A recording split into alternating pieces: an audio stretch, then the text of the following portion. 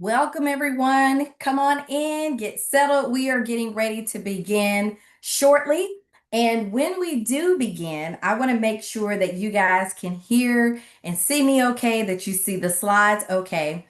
So, this is going to be interactive. So, while I can't see your faces, I am going to be asking you to drop your comments in the chat. So, if you can hear and see me okay, if you can put a 1 in the chat, that would be very helpful for me. So go ahead and put a 1 in the chat. And when you do, make sure that you are sharing to everyone in the chat.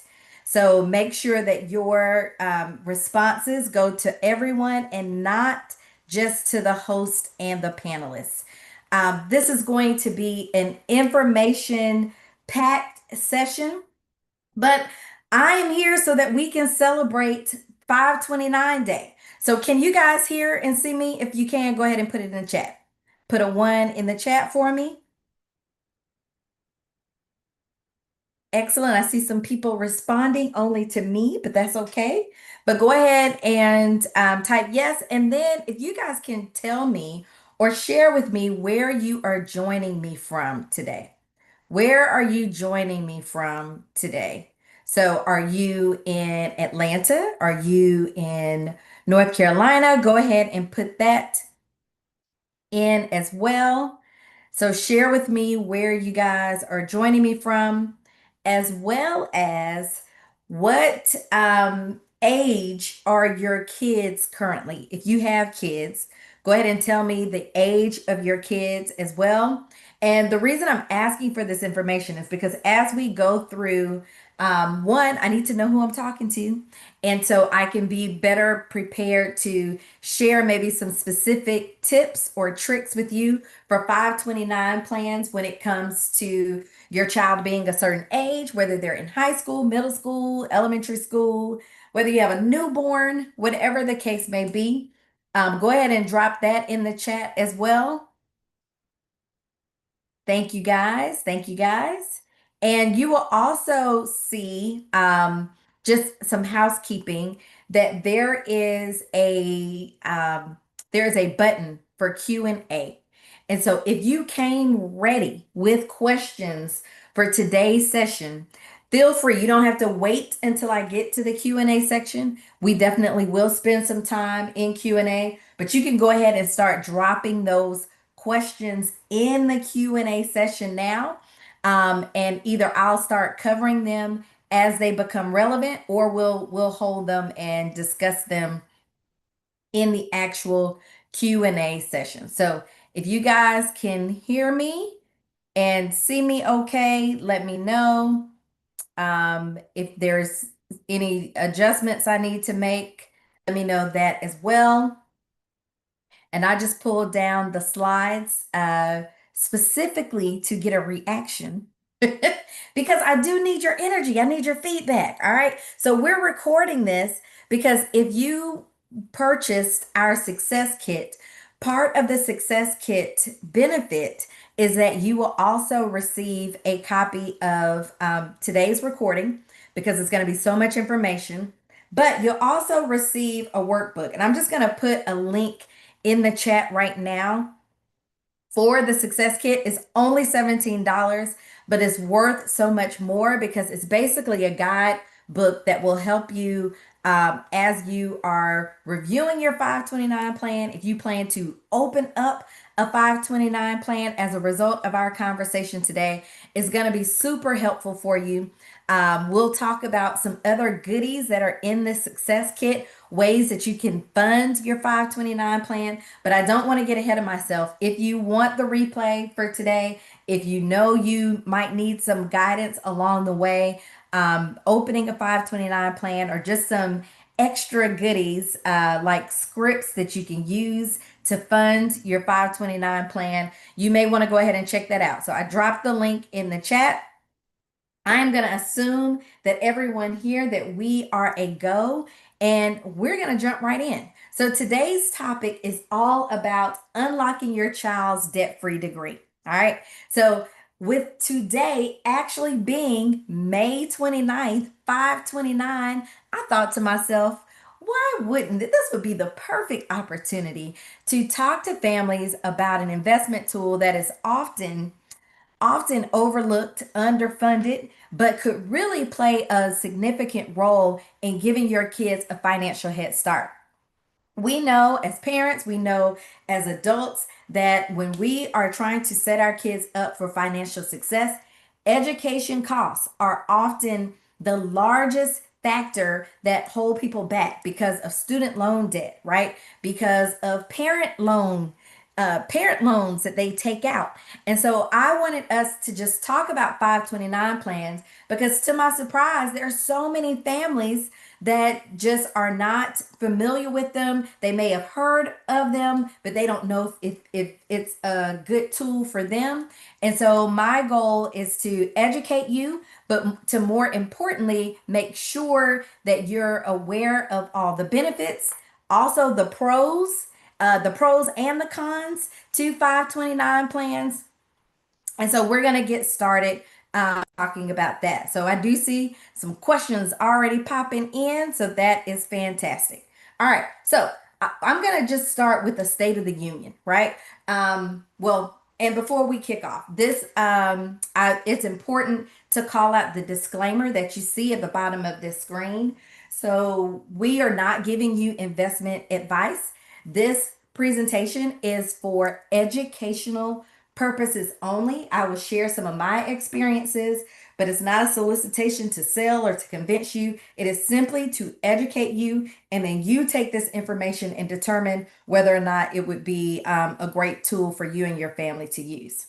Now, just based off of where we are, the State of the Union, right now, on average, we spend over $12,000 on tuition for private school for our kids. So private schools, kindergarten through 12th grade, the average annual tuition is over $12,000, right? 36% of parents aren't even planning or saving for their child's college education, right? 87% of families pay for a portion of their child's college tuition, meaning it's coming right out of their pocket. Parent income and savings cover nearly half of college costs. And when we talk to students, when we talk to recent graduates or young professionals who have amassed significant college debt, many of them say that their federal student loans, taking out that debt was not worth it. And so that is why I want to bring to you this information If this is your very first time being introduced to me or the Master Playbook, my name is Holly Reid Tootle. I am a CPA, a certified financial education instructor.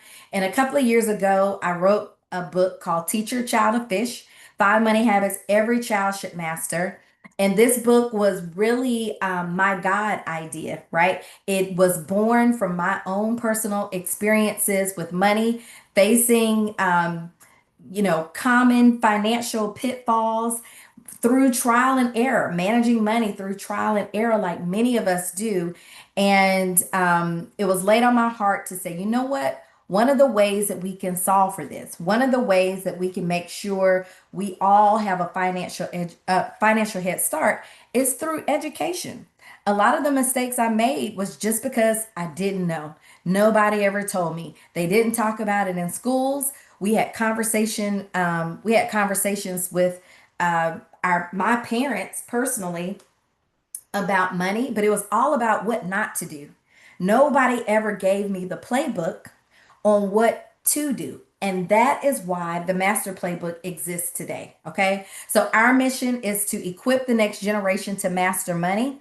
And we primarily do that through hosting our Future Millionaire money camps for kids and teens. We have our financial literacy resources, but then also to talk directly to parents, right? To empower you guys to give your kids a financial head start where you don't have to die and leave an inheritance or die and leave all your assets in a trust or spell it all out in a will in order for us to give our kids the financial head start that they deserve.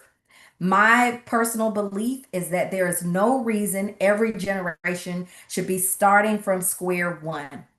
Each generation should be forwarding the mission, should be leaving more behind. And more importantly, the most important thing, even if we can't leave money, assets, land, property, even if we can't leave those things behind, we now have so much access to different investment tools, to the stock market, to all the things that there is no reason we can't pass a playbook of education, of knowledge, of not only what not to do, but what to do, right? My father even admits sometimes, he's like, well, I couldn't really tell you anything about credit cards because I was still learning how to manage them myself, right?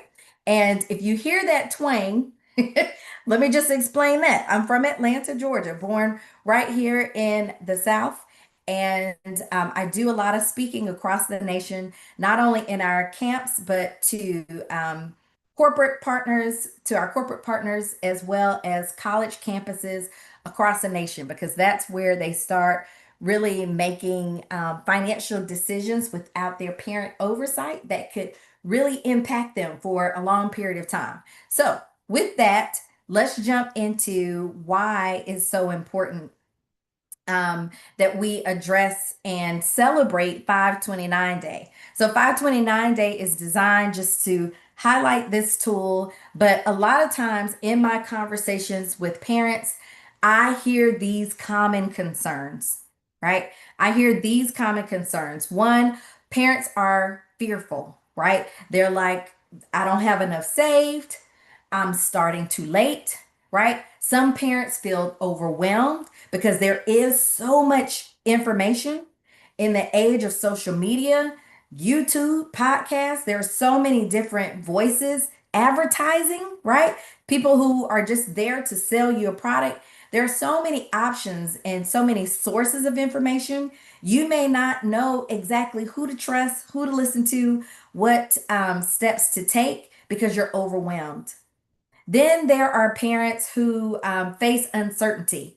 And if any of these are barking up your tree, I want you to pause and just write which one concerns you more when it comes to saving for your child's future education costs. And you can just drop that in the chat. And I promise you, you aren't alone, right? Some people are uncertain and they're like, my child is different. Or times are changing, and I don't know if my child is going to go to college. They may. We see so many examples now where our kids can be successful, wealthy, thriving, contributing adults without a college degree. right? They may have a special talent or a skill that takes them far further than a traditional college degree. So you may be like, well, I'm not sure if a 529 plan is right for my child because I don't know what their future holds, right? Anybody experience anxiety around this savings journey? Anyone? You can admit it. Go ahead. You can nod your head. You can put a one in the chat, right? Anxiety about the market volatility. With each new administration, there comes new rules, new consequences. The economics of it all may be fluctuating, and you're like, I don't trust putting my money in any investment tool at this point because I don't know what's about to go down, right?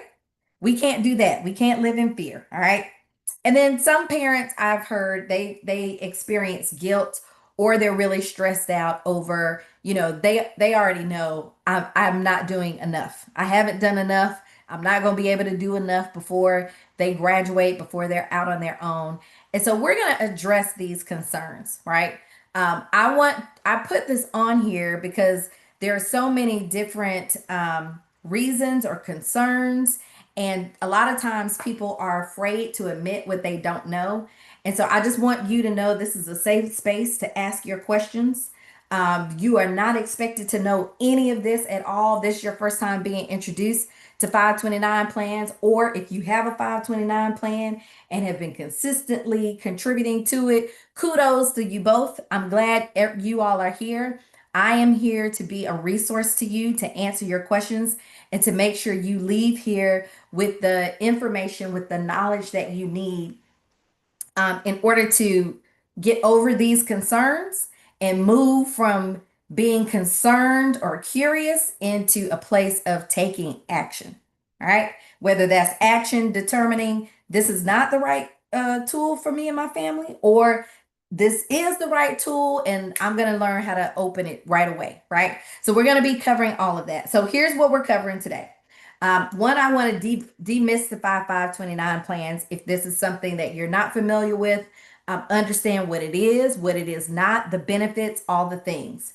We're going to talk about opening up a 529 plan if this is something that you're interested in doing, and how to select a 529 plan because there are lots of options.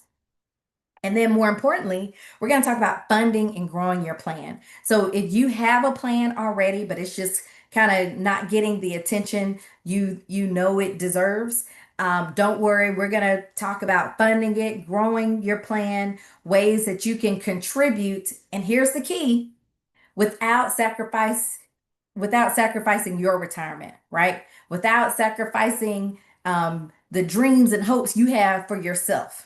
As parents, we do a lot for our kids. We make a lot of sacrifices for our kids. But one thing I know for sure, you do not have to sacrifice your retirement in order to see your kids succeed. There are other ways, and one of those ways is a 529 plan. So if you guys are ready to jump in, go ahead and put jump in the chat. If you guys are ready to jump in and get started, put jump in the chat. Let me know that you're here, that you're with me, all the things. So y'all ready? Y'all ready? Excellent, excellent, excellent. All right, let's jump into it. All right. So demystifying the 529 plans. So we talked about this, but the 529 plan, just so you know, it is a section of the IRS code. So if you ever wanted to go to irs.gov and look it up, you can look it up. They were created in the 80s, but they didn't start gaining real momentum until the early 90s, right? But that's why I think there are so many people who may have not been familiar with them, or at least my generation, our parents, not a lot of our parents use them. And so that's why. But here's a question for you guys, and you guys can put this in the chat. There are three primary ways that families currently pay for school, right? So I want somebody to take a guess and just put in the chat, what do you think those three ways are? What do you think those three ways are? So just take a guess, put it in the chat. Oh, the chat is disabled? OMG. Okay, that is horrible. That was not a play in my playbook. Let me see. Ooh, oh, I am so sorry to hear that. Oh man. Okay, thank you for letting me know that. So I'm gonna cheat. And what I'm gonna cheat is put your answers in the Q&A section. I hate that the chat is disabled. I wish I had caught that earlier.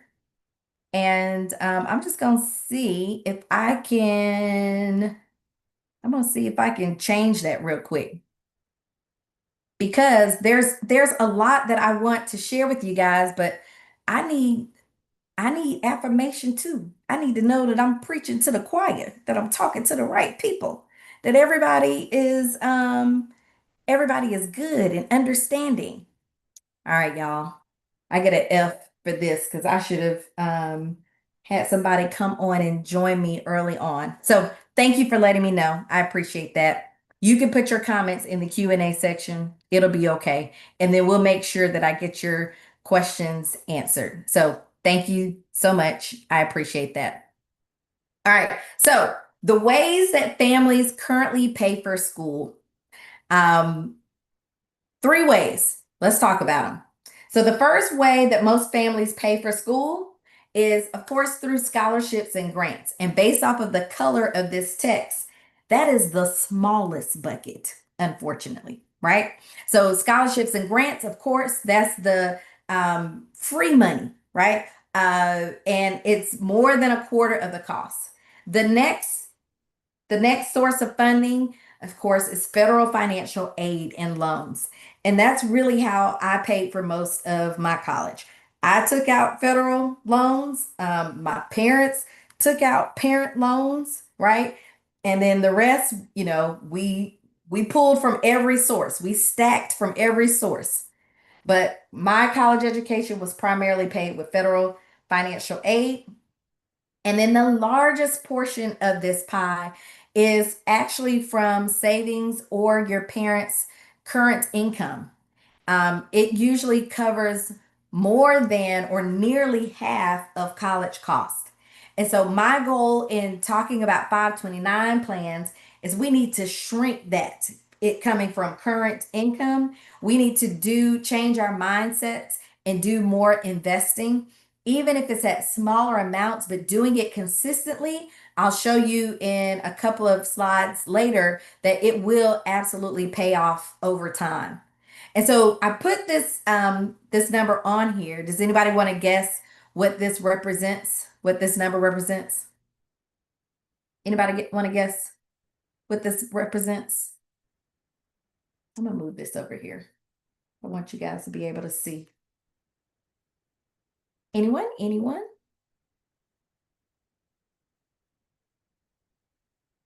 All right, so $37,000 is right now the average of what students are borrowing. So student loans for undergrad students. We're not even talking about graduate degrees, law degrees, medical degrees. This is just straight up undergraduate. And of course, it can be so much more. But on average, this is the amount of student loan debt that college students graduate with.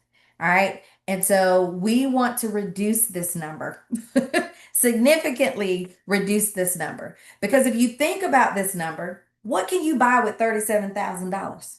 Right? It can be the equivalent to putting a down payment on a house, right? It could be buying a new car, a new truck.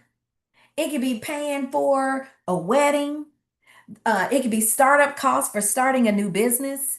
There are so many other things that you could be doing with $37,000 than hanging a heavy weight over our kids' neck to start their careers, right? So $37,000, that's almost about $400 a month in student loan payments. And the student loan payment terms are usually 20 years, right? 10 to 20 years, depending on how they decide to tackle it, or if they found a career that pays them enough to tackle it. And so, what I want to highlight, especially in this current environment, we see student loan forgiveness is not a strategy, right? It is hoping and wishing that the government will forgive our kids' student loans. That's not a strategy. We want to be proactive, all right? And so, that's what we're going to tackle. So let's talk about 529 plans. And there are typically two types of 529 plans. This one is a little less known, but this one is a prepaid tuition plan.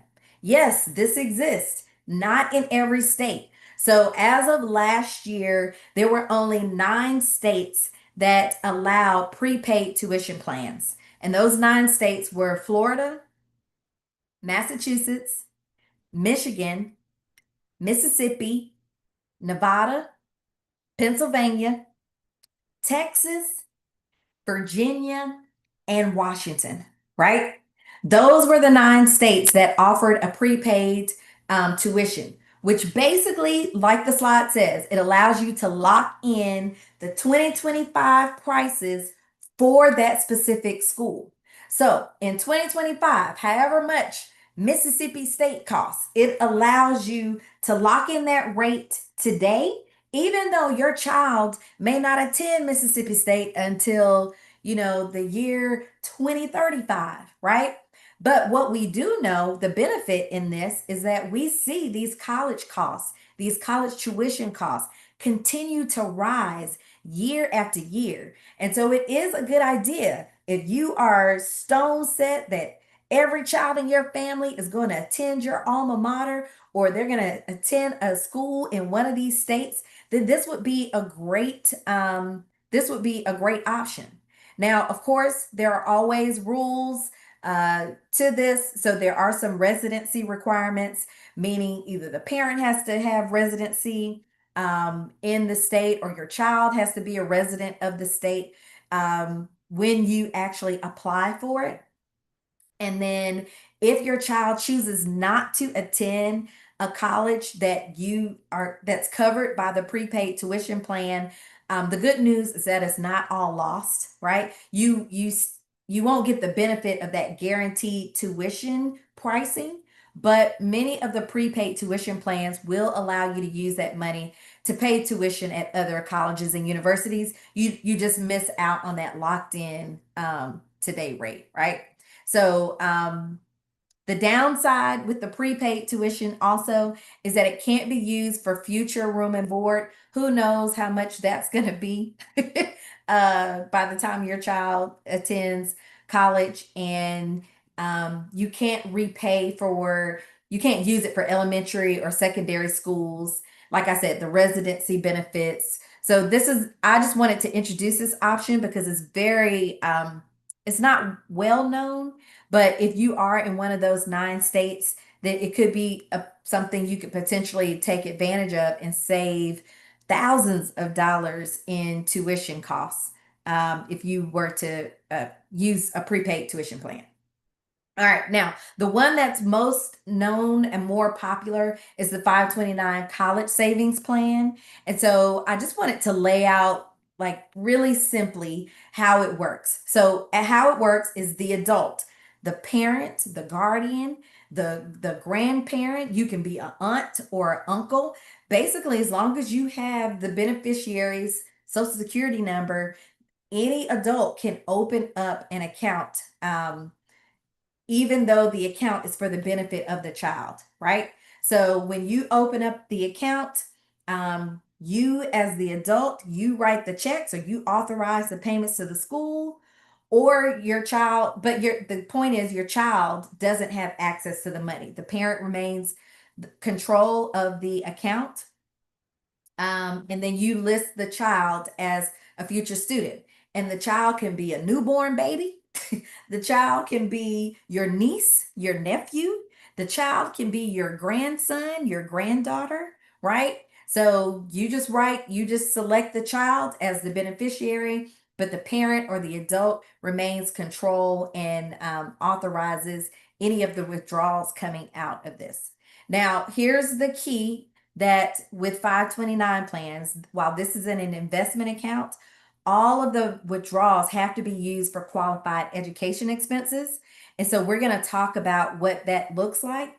The great thing is the list has expanded over time. And so it includes many things that people aren't aware of. So, as an example, while this says college savings plan, qualified higher education expenses also means K through 12 tuition.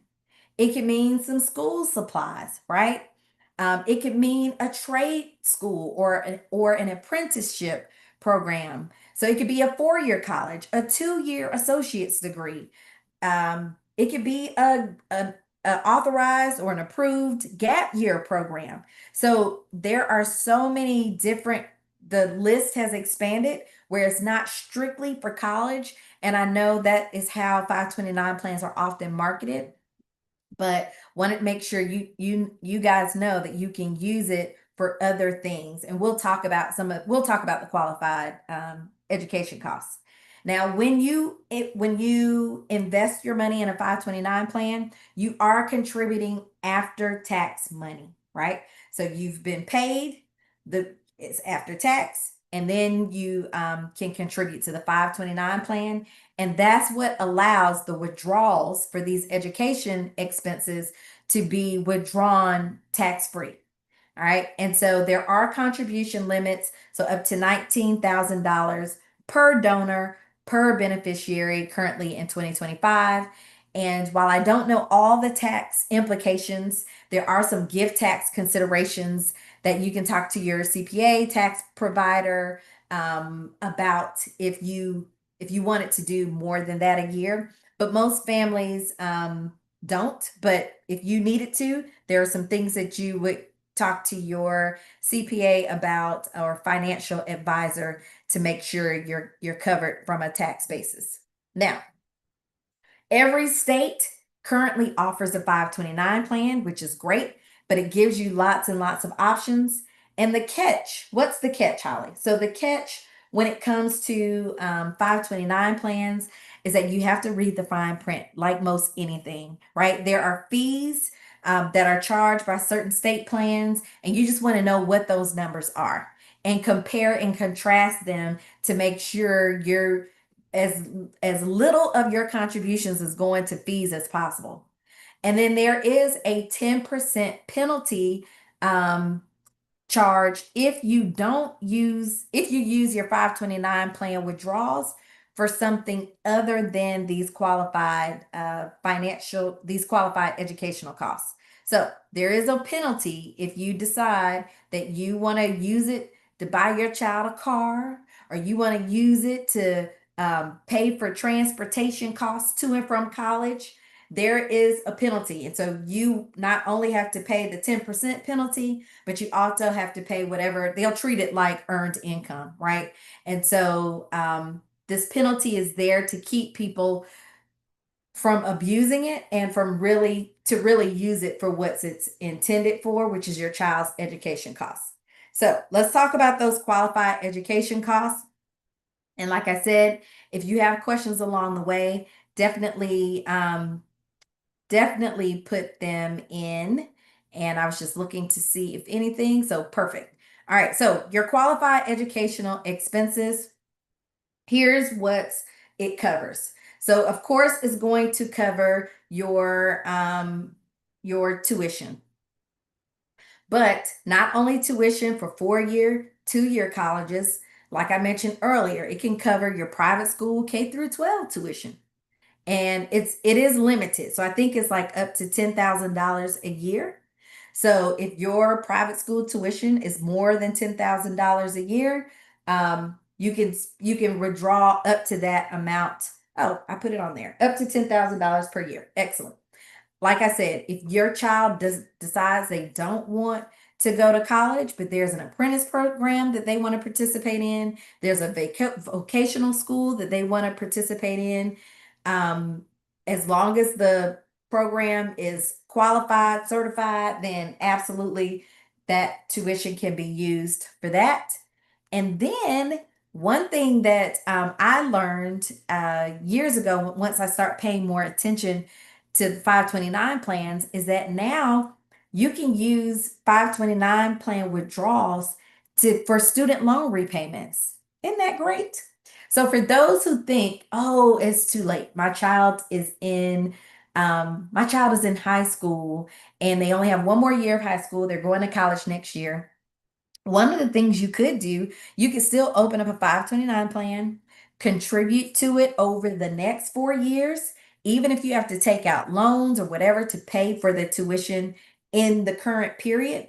Once they graduate, you can start using the investment that you made in the 529 plan for the student loan repayments. So it's totally allowed, but there is a limit up to $10,000 per year, but just something to think about, just depending on where you are in your college savings journey or if it's something you're just starting. So, here again is a great list. It's not all inclusive.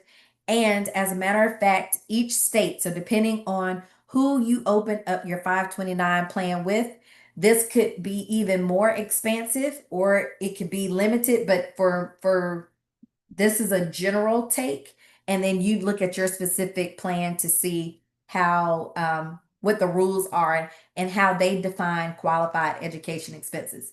So of course, tuition and fees, which we've talked about, books and supplies, computers, room and board, which is wonderful because we know housing can get a little suspect.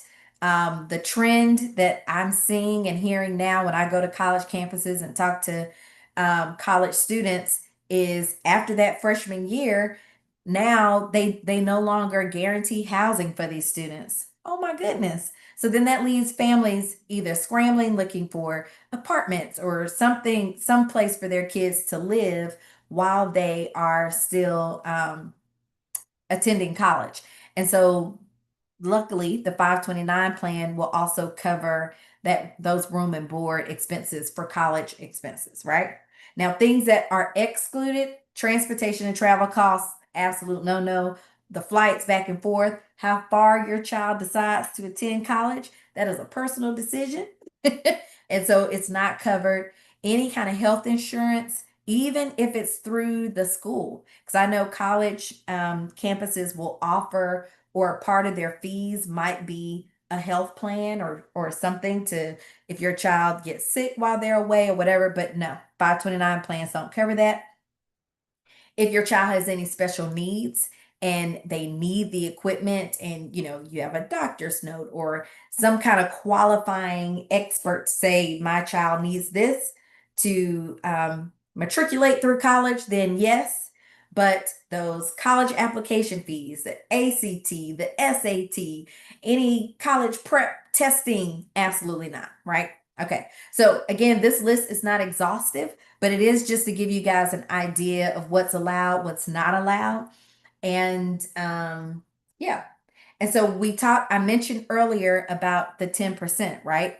So say you withdraw money and you don't use it appropriately, you don't use it on a qualified education expense, you can get this 10% penalty. But there are always exceptions to the rules. So here are some of those exceptions. All right. So the exceptions to this is say your child receives a full scholarship. You had no idea they were going to get a full scholarship. You prayed that they would get a full scholarship, but you had also been saving, putting some money aside for their college expenses. So if you get a full scholarship, you can still use those 529 plan funds for other college expenses like room and board or school supplies, or special equipment or things like that. So it may not all go to loss, but they will allow you to take it out. You just need to show documentation that the scholarship was awarded, and then they won't hit you with that 10% penalty, right? Another exception is when your child, if you've been saving, but your child decides that they're going to go to any of the military academies, right? So Air Force, Coast Guard, West Point, any of the military academies, um, you do not have to, you don't have to incur that 10% penalty.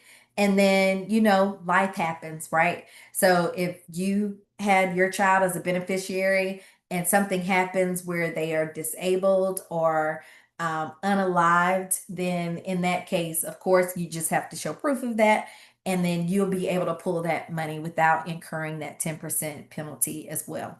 All right. So those are the exceptions and something to really think about. So I don't want anybody to feel trapped like, well, I don't want to save if I'm putting all my eggs in the basket for my child to get a full ride somewhere. You can still have both expectations. I'm going to save and prepare, but I'm also going to push my child to get the best grades, to, have an exceptional package when they apply so that they can earn these money saving scholarships in the end.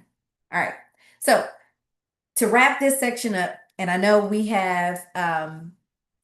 are halfway through our time together, but one of the things I encourage you to do, if you are a parent on here, you need to have a money conversation with your child, especially if they're in that high school phase, a money conversation with your spouse to be like, hey, you think you want to go to college? Let's talk about it. What kind of schools do you think you might want to attend? Like, just start these conversations.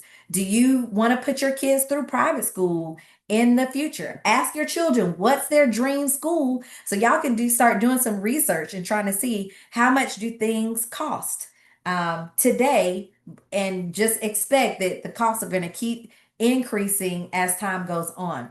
This is also a great opportunity just to see what your state has as far as 529 plans. Simple. Go to Google, type in 529 plan plus whatever state. So I live in Georgia, so I do 529 plan Georgia. And they're going to pull up all the options of 529 plans that I would be able to look at in Georgia or Missouri or Alabama or wherever it is where I live, right? But just start having these conversations. Now, to open up your 529 plan, it's really simple, right? To Let's look at some important factors when you want to open up a 529 plan. We're going to talk about the process of opening it up in a moment, but two of the biggest things that I hear from parents is, what are the contribution limits, right? And so when I talk about the contribution limits, many of these plans have a minimum amount that you can contribute to the plan, right? It varies from state to state. So you're going to have to look and see what it is for your plan. It could be as low as $5. It could be $25. It could be $50, whatever. But many plans require a minimum contributions per month. And and so when you find that number, if it's beyond the reach of your family, and it very well could be, then this might not be a great place to start, right? Many of us need flexibility, especially with rising costs, inflation, the unknown, the unemployment rate, all the things. So look to see if your state or if the plan that you're interested in has any of these minimum contributions of hundreds of dollars a month or something that would exceed your personal budget, right? The other thing I want you to think about is one of the biggest, you know, um, looking for the word, but one of the biggest challenges when people say, oh, don't invest in a 529 plan because it impacts your financial aid. And you're right, it absolutely does impact your financial aid. Now, I wanted to show you guys an example of how it impacts your financial aid. So when you fill out the federal aid for federal student assistance, the FAFSA form, they use that information. First of all, they've simplified that form in the last couple of years, so it's not too complicated. But they do a calculation around the expected family contribution based off of your income, based off of your if you have a 529 plan. So when a parent is the owner of the 529 plan, where you list your child as a beneficiary, it considers up to 5.64% of the parent's asset in determining that expected family contribution. Let me just say this. That is a very low number, which is why I added this slide so y'all can see the numbers for yourself. So say you saved $10,000 in your 529 plan, multiply that by 5.64%. They only added 564 to what your expected family contribution is. That is not a lot of money, right? But say you're like, I want the 529 plan in my students name, right? They're going to be in control of that. They are impacted at a much higher percentage, 20%. So again, we take that same example, it's $10,000 in the plan. They multiply that by 20%, and now they've added $2,000 added to that expected family contribution. So while both are counted, right, the goal is to keep the account owner as the parent or the adult. Now I'm gonna give y'all another loophole, another legal loophole. I should have put it on here. The other legal loophole is that if you are a grandparent, if you are a rich auntie, if you are an uncle, you can also open up a 529 plan. Put your grandchild, your niece or your nephew as the beneficiary. And guess what? When your child or when the student is ready to go to college, they don't ask about any of that in the FAFSA form. They don't ask if your grandmother has an account. They don't ask if you are the beneficiary of an account that your aunt or your uncle has opened up. That it's not counted, right? So that's a legal loophole. And how I've seen people use it is the parent opens up the account when the child is young. They contribute consistently. When the child is getting ready to go to college, when they get ready to apply for aid, they transfer the adult holder to the grandparent, to the aunt, or to the uncle, so that you are submitting a truthful representation to FAFSA, right? When they start asking the questions, no, it's not parent owned, it's grandparent owned, it's uncle owned, but you didn't ask me about that, right? And so that is a legal loophole for it not to be counted at all or not to be considered at all in this expected family contribution. All right. So hopefully that's clear. Just want to give you guys some real insight on how it can be used and how others are really using it. So choosing a 529 plan, 5 things you want to look for. There are so many others. There are so many other attributes. I can't express that enough. But you want to look and see what the investment options are and what's the performance. So they will have that information publicly available so that you can see. One of the downsides, again, that I hear from people is, oh, it's not a lot of variety when it comes to investment choices. There, you know, so we'll get to this, but if you are like an investment expert and you only want your money invested in certain funds, then the 529 plan is not going to be the most robust vehicle. You can do that in a separate brokerage account, but most of the times these are limited. The fees and expenses, again, this is where you want to read the fine print and make sure you understand the costs that are associated with the plan. They could be annual fees, management fees, right? And so you just want to read carefully to see. We're going to talk a little bit about state tax benefits, how flexible is the plan, what's the reputation and management of the holder of the plan, right? So these are the 5 key factors that I would specifically look at. And if you were to get the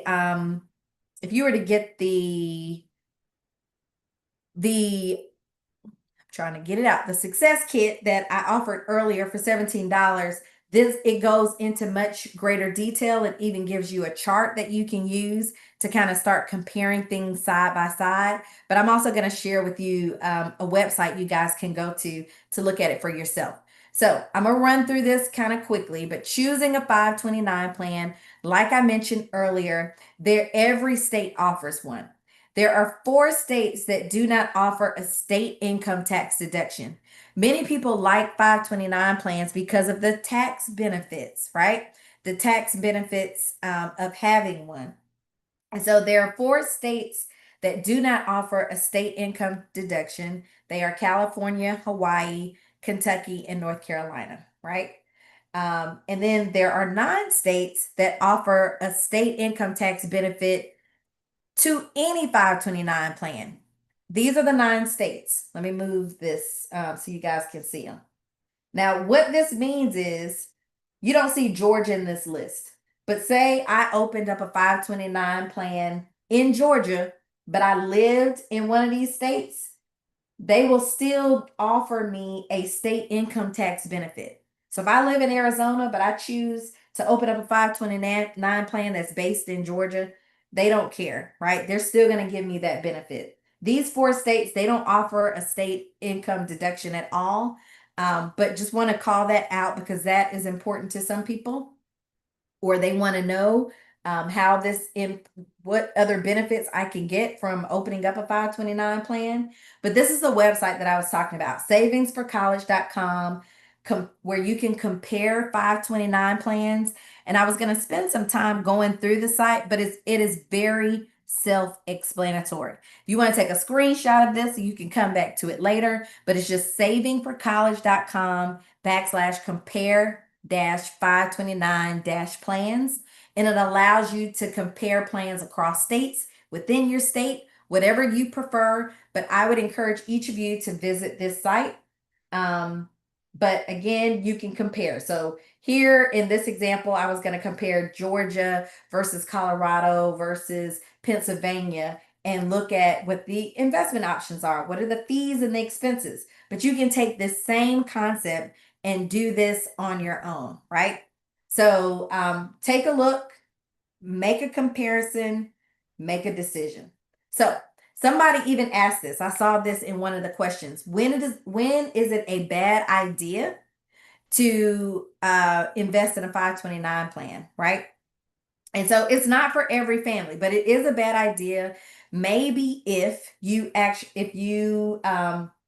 live in a state that doesn't offer tax credits or doesn't offer a deduction for the contributions that you're making along the way, right?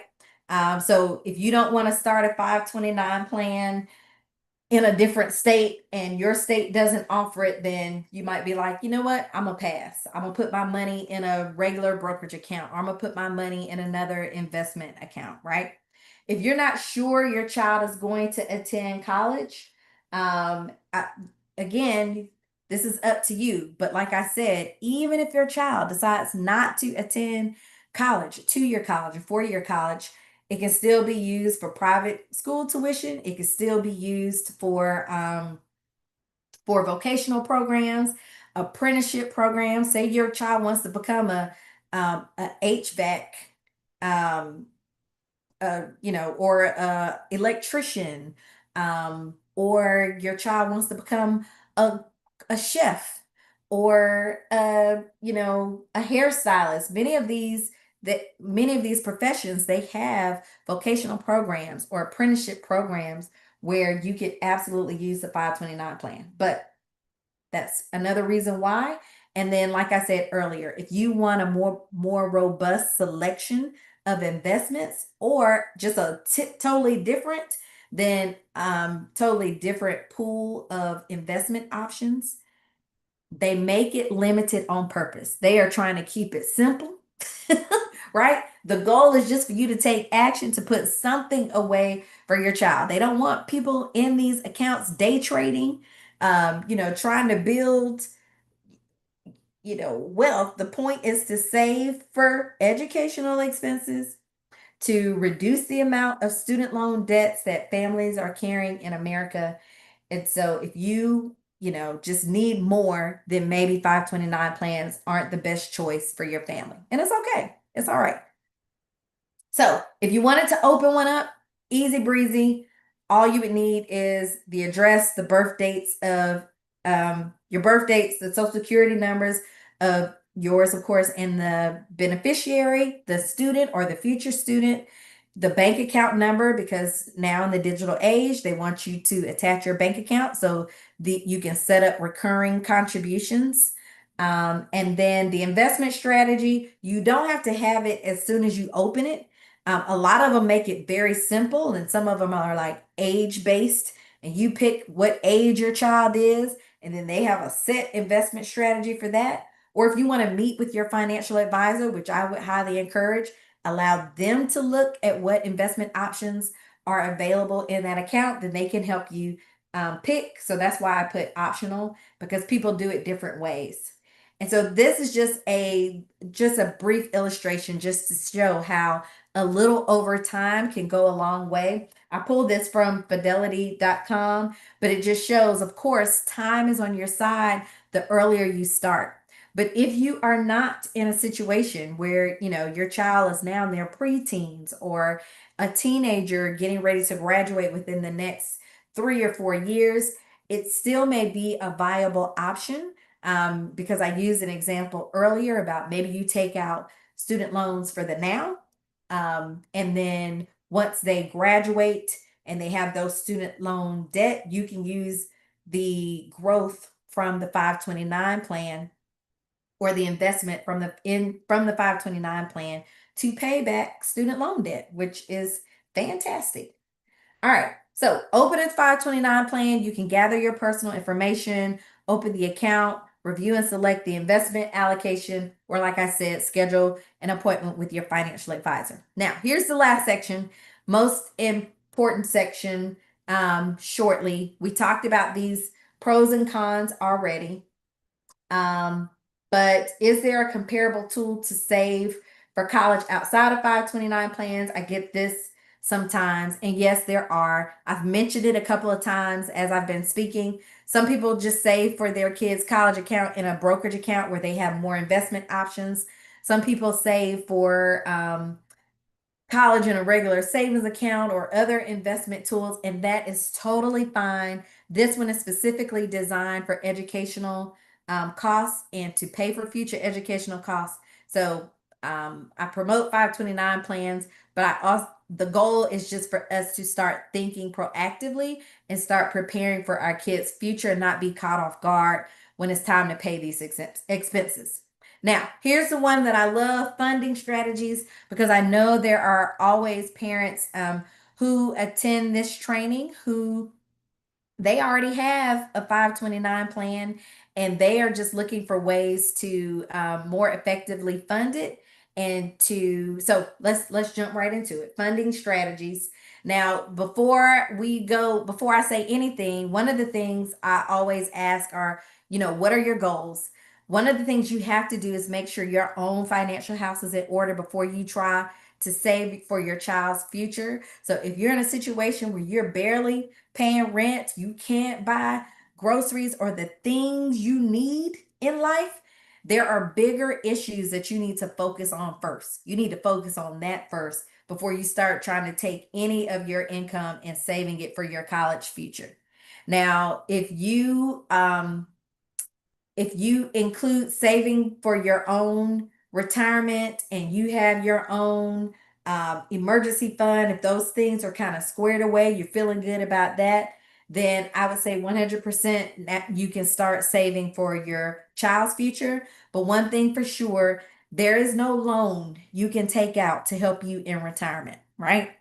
But there's plenty of opportunity and ways for your child, for your younger mini me's to pay for things that impact their future. But I absolutely want you to put your mask on first before you start contributing money to others. So that's an important, just, I gotta say it, right? Every time. We gotta be financially responsible. Now, how much does it cost? So you need to look at how much it costs to send your child to college. How much does it cost for private school tuition?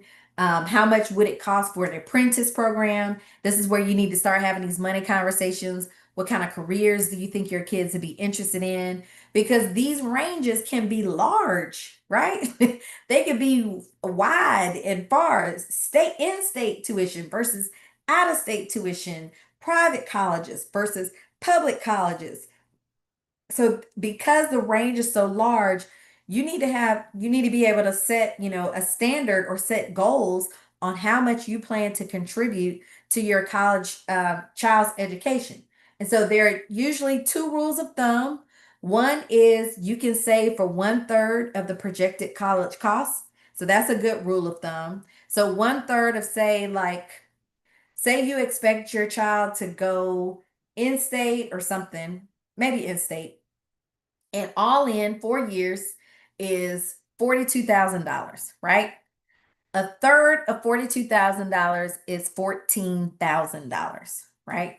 And that means you're going to cover the rest. So you would set a goal that, hey, for this 529 plan, we're going to contribute $14,000 before they start applying for student aid, or before they start applying to colleges, right? That means you're going to have to find another way to cover the remaining balance, whether that's financial aid, scholarships, student loans, whatever. But you need to set a goal. And so these are just two ways you can do it: either 1/3 of the projected cost, or you can say, I'm going to save $2,000 for every year of my child's life, right? So if your child is 10, or if your child is 4 years old, right, you should have at least $8,000 saved. So 4 years old times $2,000 for each year, $8,000. It's up to you, but these are just two quick and dirty rules of thumb.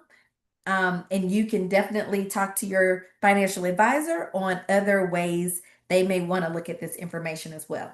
So, how much to save? Again, there's a calculator that I can share with you guys. You know what? I'm gonna send these links in my follow-up email. So I'm gonna send these links in my follow-up email. A calculator. These are just excellent tools that you guys can use. But you need to decide how you're gonna fund your account. Decide on initial contribution date. Like, what date are we going to start? Are we going to start now, or do we need to wait and start in 6 months or whatever? But identify and figure out how you're going to fund it, how much you're willing to allocate your budget to every month. And it's skipping all this stuff for some reason. So let me get to it. So one of the great things about funding strategies is, while it's your responsibility, I could say it's your responsibility, it could be your child's responsibility, depending on your family values and how you see things. But most parents contribute to their child's future education costs. But there are times during the year, special occasions, big milestones, where family and friends can start contributing. And in that success kit that I offered earlier today, it's only $17. I include scripts, I include emails, example emails that you can send out to family and friends, and websites where you can set up a contribution link where that family member knows that this monetary gift is going towards your child 529 plan. And so a lot of times, family and friends, we get taxed. We're like, oh, they're just going to waste the money. But knowing that I'm contributing to my niece or my nephew's future education costs will give money in a heartbeat. And I probably give more than just me cash apping them $20 or me sliding them $100 in a card, right? I know that you're going to take my money, it's going to be invested for their future, it's going to be used for them to become the future doctor, the future lawyer, the future whatever it is your child says they want to be or aspires to be. But those scripts again are in the kit. And so I want to make sure you guys get a chance to do that. So I'll send that to you. Now, everybody knows Warren Buffett. He's getting ready to retire soon, but he is one of the wealthiest men alive, right? And so one of the things he says about giving your kids money or leaving money for your kids, he says the perfect amount to leave children is enough money so that they would feel they could do anything, but not so much that they could do nothing. So this isn't about spoiling the child, ruining them to the point where they have no motivation, no ambition, but we do want to give them a runway so they can run and not get weighed down by the burden of debt. And so, if you are interested in opening up a 529 plan, I hope that this session has been helpful. I'm going to start addressing questions soon.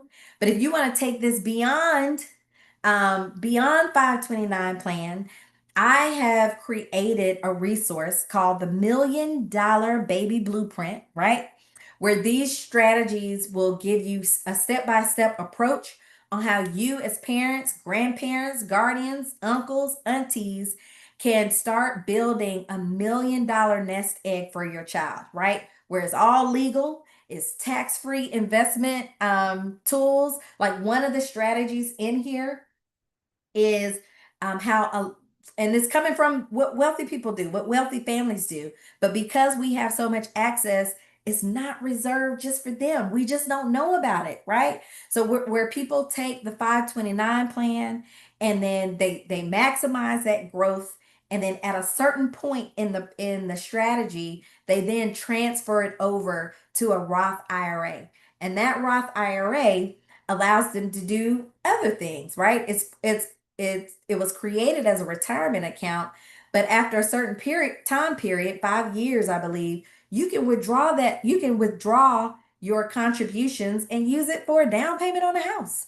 You can withdraw the contribution and use it for whatever reason you decide you are ready to use it. And so it gives you strategies like that to help you, again, give your child that financial runway. You can find this. It's a digital product. It's in our shop. So if you just go to shop.themasterplaybook.com, scroll down, you'll see the $1 Million Baby Blueprint, and you can get that for a measly $47. But did y'all hear me? These are $1 million strategies, right? It gives you several strategies on how you can build a nest egg, and you don't have to die for your child to receive it, right? So a lot of when we talk about leaving our kids a legacy, everybody's thinking about, oh, upon my death. No, we want to give them these things while we are alive and well and can still talk to them about it and see the fruits of our strategy come alive. All right. So I'm off my soapbox, but I'm not really. Not really off my soapbox. I'm never really off my soapbox. So I am going to take this time to answer questions. As I go through the questions, I do want your feedback, right? So if you found this helpful, if there are other topics as a parent that you want me to bring to you, I welcome that feedback, right? If you heard this talk and you're like, oh, my job needs to hear this, or my parent or my mom's group needs to hear this, and you want to invite me to come and share this information with them and answer their questions, I am happy to do so. You can just scan this QR code or go to this link, talk.ac/the master playbook, enter the 529 code and give me your feedback. Leave me messages along the way. And so while you guys are doing that, I'm going to dive into the questions that were here. And so one of the questions was, what's the biggest downside to a 529 plan? We absolutely covered that. It is, the limited investment options. If you're not sure about your child's educational future, and what was the other one? You're not sure about your child's educational future, the investment options, or if your state doesn't offer any tax credits or deductions for the contributions that you make along the way. And so another question was, can grandparents contribute to the plan? Absolutely. Anyone can contribute to your child's plan. A lot of them even offer links that you can share, which is why I wanted to give you guys scripts to start proactively asking family, like making that a normal thing. So instead of saying, here's my baby Cash App, you can say, here's my baby 529 account, and you can make a contribution into their educational future. Come on, somebody. All right. So yes, anybody can contribute, and even grandparents can open an account and list their grandchild as the beneficiary. So thank you for asking that question. The next question is private school tuition eligible for qualified 529 plans? Yes. And you saw that there was a limit on that. The limit is currently $10,000. With this big, beautiful bill, I'm going to be watching that very closely just to see how else that may impact 529 plans. This administration is very pro um, they want to make the rich with richer. And who uses 529 plans? Many wealthy families have it included in their strategy. You don't have to be wealthy to use it. We have access to it. We just need to take action and start using the tools that are available to us. And now we have more information about it. So hopefully that answered your question. Another question is, for contributions by non-account owners, are they tax deductible? I don't think so, Stephanie. So if you're saying somebody sends me a link like and says, "Hey, contribute to my child's 529 plan," when I'm doing my taxes, that's not something um my tax software asks me. So I'm gonna say no to that. But we can always check with the irs.gov and make sure I've given you the right answer, but I don't think it is. So it's really for the adult holder of the account whose bank account is tied to that 529 plan, where they're going to get reporting and proof of the contributions that they've made. And then the tax deductible piece of it, you only get the benefit if your state offers that as a benefit, right? So if your state offers that benefit or a deduction for those contributions, then we want to make sure everybody's taking advantage of that. So thank you for that question. All right. If the child obtains a partial scholarship, can you withdraw up to the partial scholarship amount without penalty? And yes, we talked about that earlier, that 10% penalty. So if your child has a scholarship, yes, you can take out that amount without the 10% penalty. So excellent. I think we have hit all the questions, but I am a resource to you guys, right? So if you have other questions that come up later, I encourage everyone to join our community on Facebook. It is the Master Playbook community. Feel free to join us there. I'm gonna drop the this toolkit in here one more time. I want to make sure this is the right link, but it's only $17. Again, it has a wealth of information that would be helpful and useful to you guys. Does anybody still need the screen up? If not, let me know. But here is the link to the success kit. Again, I will share this as well as the other links that I included in the in our conversation today. But I do hope this was helpful. I hope you found this useful. Again, we are busy, very busy, making sure that you are well equipped, that you have the information that you need, that we're providing programming that's going to be beneficial to you and your family, not just to you as the parent, but as your kids. So if there are any parents on here who have waited to the last minute and want to get their kids enrolled in our Future Millionaire Money Camp, we start from ages 10 up. So we welcome you guys to join us this summer as we equip our kids with the money habits that are going to last them a lifetime. All right. So thank you guys so much for joining. I look forward to being in touch, answering your questions, seeing you in the community. And thank you again for your time.